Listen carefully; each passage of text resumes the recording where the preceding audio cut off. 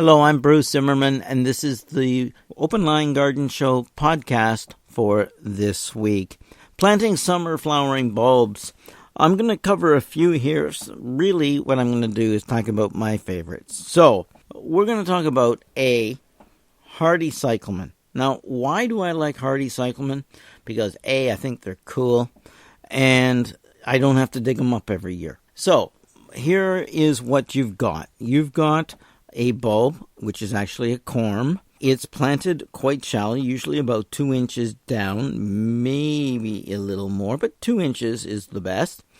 You can plant them about 5 to 6 inches apart. They bloom in the fall as flower stalks with no leaves. So they're about 6 inches tall, the flower stalk. The little flowers are each about an inch, and most of the time you're going to see they are pink. There is some white ones, but basically pink. Now these are kind of cool. They're hardy, so you can leave them in the ground. 2, they bloom late, and I like this. So I've got leaves that come up after the bloom in the fall, and they stay right through the winter until, sometime in June. They usually start to disappear. Then what happens is you have nothing there. And then all of a sudden, up come all these flower stalks with the little pink flowers in the fall. So I think that's cool. It's neat. It's surprising. And it adds change to a garden. So that's why I like hardy cyclamen. The corms can be moved. It is a little tricky in the fact that when do you move them? When they're dormant? Yeah, I usually move them usually in the spring, simply because I know that that's when they're actively growing and storing food, and have had quite good success with them. The next one is dahlias. They're not hardy. They'll bloom right through July, August, even into September. You basically plant them 4 to 6 inches deep. Now remember that dahlias have an eye. Where all those long fat fingers join together is an eye. If any of those pieces come off and do not have part of that eye with them, they're blind. You might as well throw them in the compost. But if you're going to divide them, make sure that you use a razor knife, because that eye has to be divided right down the middle so that there is an eye on each and every piece that you make. Now, you've planted them 4 to 6 inches deep. The spacing on them is about 18 to 24 inches, and they can get all kinds of different heights, but generally the dwarf ones are anywhere from about 15 inches all the way up to 5 feet with the dinner plates. I really like them. They're colorful. They're easy to grow. What I do when I plant them, though, is I'll put a little stake in the ground, maybe 6, 8, 10 inches long, so that I know exactly where it is. And then as the dahlias grow, I replace it with a longer stake. This means I'm not going to spear any of the tubers that are in the ground trying to stake it later on. I'll know exactly where to put the stake. Tie it loosely, tie it carefully. You don't want to choke or break the stems. You do want to keep chasing them up. If you're going to grow dinner plates and you want size, to maximize size, you'll pinch the side shoots so that you'll get less flowers but larger. Many people don't like to do that. They would rather have a little smaller flowers and a lot more of them. So your choice on those ones and how to do them. Don't forget the deadhead. Take off the spent flowers. And how do you know when it's starting to go over? If you look at the back of a dahlia, the petals at the back will start to degrade. They will discolor, they'll brown, etc. And even though the front and the center looks good, you know that that flower is on its way out. It may take a week, it may take a month, depending on variety and the growing conditions and weather. Now, the next one I really like is the pineapple lily or eucomis. There are a number of different varieties, and there seem to be a lot of them. This one, again, is not hardy. I'm allowed into actually, basically, all of these are left in my garage, which is an attached garage, in the container, allowed to get a little on the dry side, and they winter there very nicely. They come up all different times, and some of them are a little earlier, some of them are a little later. In most cases, they are either planted just below the ground or about 4 to 6 inches down. Now I have a large pot, so I can put several of these in because they like to be about 8 inches apart. Some of the leaves are green, some of them have spots, some of them are red on them, and some of them are red. And they also have flowers that are white, green, sort of a greeny white with a tinge of purple or burgundy on them, burgundy ones as well. So there's a lot of interesting and different varieties of Echinus or the pineapple lily. Definitely a plant that looks like something from outer space. It in itself always amazes people that it looks a little different, and I think children like to see this one because it is so different as well.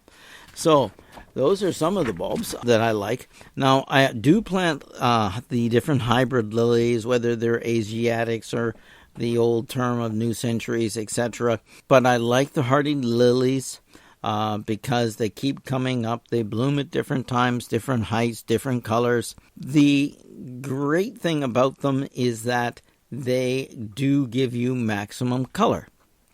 They can be spotted throughout the garden and in sunny locations, but they have this very particular feature. The soil must be rich, moist, and well drained, and I do mean well drained. Winter mulch, if you're planting them in the fall with straw, is the best thing. I always find that keeping them moist and warm keeps the lilies a little better, and they continue to thrive. You don't really want them to multiply too quickly. They will multiply and offset with offsets, and they can be lifted usually in the fall and divided. That's when I usually do them and replanted. But I usually wait, and sometimes I forget. So whether you do it or not is up to you. Blooming time throughout the summer. Planting depth on the hybrid lilies is usually 6 to 7 inches. Spacing is usually about 10 inches, a foot, up to you, but about that. Some of the bigger, taller varieties I do space out at about 14 or 15 inches. They have such a wide range of heights that in my garden I've got them anywhere from a foot tall all the way up to, I've seen some of them, not mine, up to 5 feet tall. So it depends on the lilies and the location. One thing you should know, the pollen stains like crazy, whether it stains your skin or your clothing. So a lot of people will go in and they will take their fingers and pull the stamens out so that the anthers are going to stain their fingers. They look like they've been heavy smokers for years and they're nicotined fingers. But it prevents you from staining your clothes, particularly with kids and that as well, and other visitors to your garden. So you can do that. I also find that it helps to keep the flowers lasting a little longer if you do that, because you're not really interested in the seed. When you're finished giving them a little bit of plant food throughout the whole season, don't overfeed them. They will start to die down, and they will yellow. And they yellow from the top down. So remove the tops as they yellow and work your way down. That's all you have to do. Madonna lilies, I have been taught, like to be only planted a couple inches down. These are quite large. They're flat. They are a little more interesting in the fact that they are very tall, very gangly, and pure white. And the Madonna lilies, there's the number of them, and the fragrance is excellent. So people like to plant them. The planting depth for some people say is deeper than that, but for some reason or other, that's what I was always taught. But if you want to follow the rules, 6 inches down and 14 inches apart. Okay? Peruvian daffodil. This is Izamine. They've changed the name several different times on this one. Basically, it's this funny-looking plant. Looks like long strap leaves with white flowers of many different shapes and frills and petal shapes. And it is gorgeous. Pure white. Blooms through the summer. Planting depth is 3 inches. Spacing is 8 inches. And in general, they get about 18 inches tall. Grow this one in a container. Bring it in for the winter. And make sure you keep it a little on the dry side. And it will start up in your pot before you're ready to put it back outside. So you want to go and... what? You want to go and harden it off. It can get a little gangly on the leaves. So you may have to support it with a small little plant cage, etc. So cut down a tomato cage. That will work as well. Trigidia or Mexican shellflower. Generally, you'll find them in white and yellow. These have open-faced with a lot of freckles. They're very pretty. They're warm plants. They do like the warmth, and they do like the sun. Plant them 3 inches down, 6 inches apart. They'll get about 20 inches tall. And don't forget to deadhead them. Don't let them go to seed. They're very pretty. They don't last a long time in flower, but they bloom, and they multiply. Grow them in pots. Bring them in for the winter. Give them a dormancy. Barely moist in the winter. And right in the pots. And they will start up early and give you a little bit of show coming up out of the pots. So make sure you don't put them out too soon and get caught by frost. Remember, they like it warm, but they will start early on you.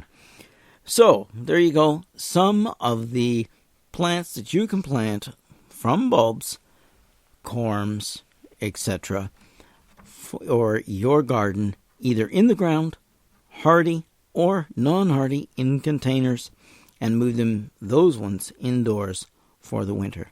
I'm Bruce Zimmerman. Please listen to my radio show on CFBU 103.7 FM Saturday mornings from 8 till 9 and streaming online at cfbu.ca.